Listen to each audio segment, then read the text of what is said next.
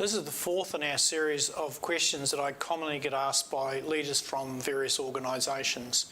And this one is around how can I give constructive feedback without coming across as negative?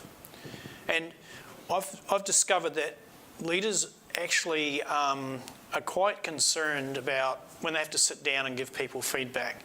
And when you think about it, we're not often trained or equipped with the skills necessary to do that. Many of us get promoted into leadership roles because of our technical expertise, etc. We do great at what we do. The organisation realises that people are prepared to follow us, and so we're encouraged to take a leadership role. And quite often we don't get the supporting training that requires us to build the range of skills to be successful at that. It's pretty much jump in, swim to the surface. If you do, you're going to be a successful leader. If you don't, well, we'll look for the next leader.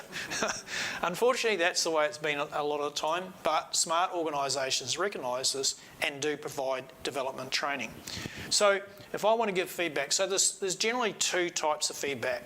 The one is the positive type of feedback. You've done really well at something and you want to share that. Most of us actually enjoy giving that type of feedback. And then there's what we're termed here as the constructive feedback or the negative feedback, when they haven't performed or haven't done what was expected. And that gets a little prickly for a lot of people. But it doesn't need to be that way.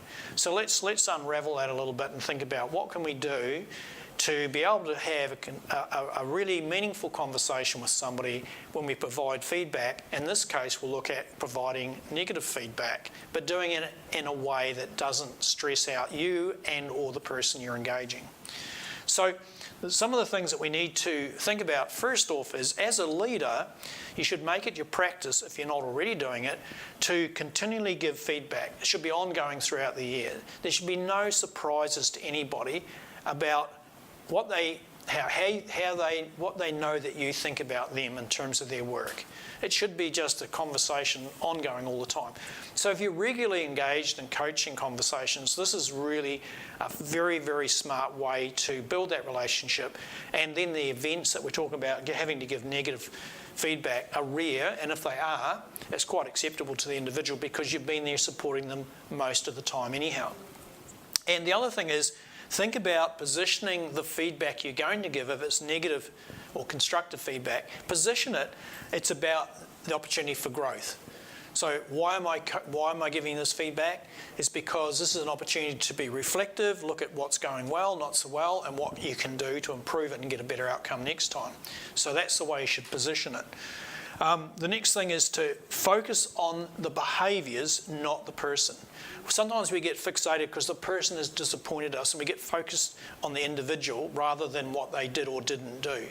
So let's find a way to keep that on track. And I'll explain a model in a moment that will help you. There are many models, and I suggest you go out there and seek some through reading or through internet searches, etc. That find one that works for you and, more importantly, works for those around you.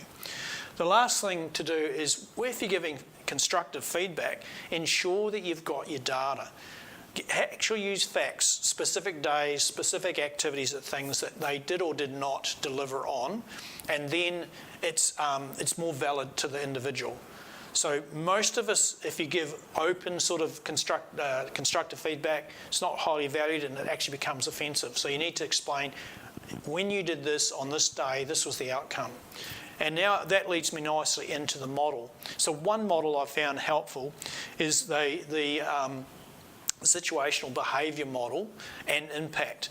So this model talks about what was the situation, what were the behaviours observed, and what was the impact on that. So in this case, it was a detrimental impact. So what we need to do is describe the situation. So there may be one or more situations and you go through each one. So first off, talk about the situation. What did you observe? And then talk about what were the behaviours that you also observed that align with that. For example, you've noticed that Frank in meetings has a tendency to talk over other people that he does not agree with.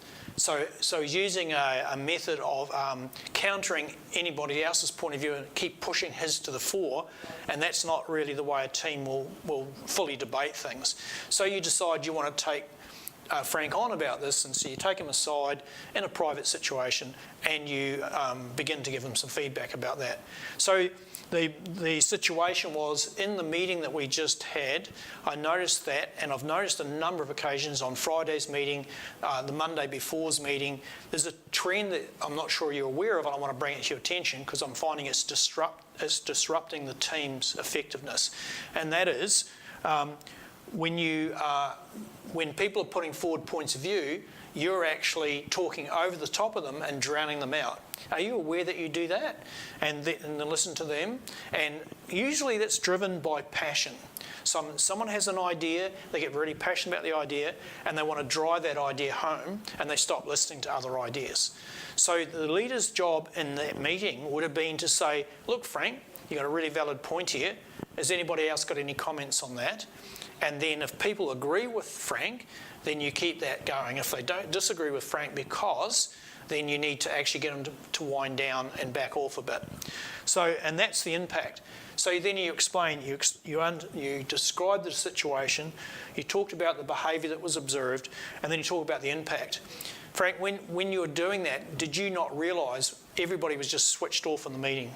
That was like, Frank's going to get his point of view across, he's no longer listening to us, so we'll just shut up and do nothing. And that's not productive. That's not the environment we agreed and brought into in our team culture. So, situation observed, the behaviour observed, and the impact of those two combined, that's a very clear and easy way to explain and give negative feedback. And you give them a chance to respond to that.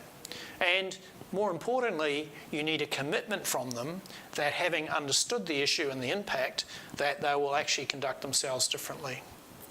And that's what you're looking for. So wish you well. It's a challenge as always, but don't overcook it. Keep it simple.